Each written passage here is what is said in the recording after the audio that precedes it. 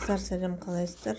Бүгін біздер творожный пончики пісіреміз. Бірінші жұмыртқа салдым, секер салдым, қаймақ салдым.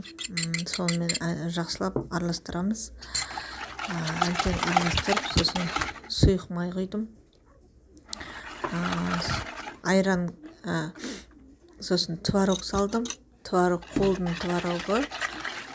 Сол андай артық болмау керек, ешқандай комочек болмау керек.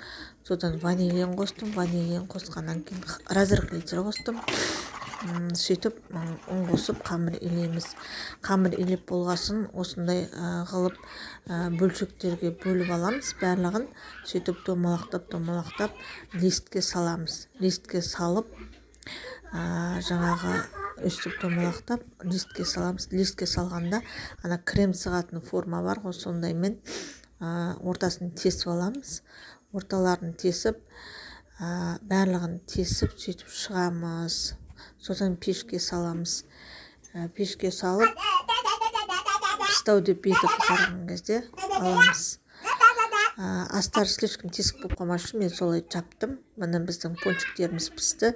Еріген шоколад, жаңағы кез келген шоколадты ертіп осындай пакетке сөйтіп сығамыз. Өте күшті, дәмді болды. Мен балдарыма да ұнады, сатылымға да күшті екен. Жасап көріңіздер, сәттілік тілеймін.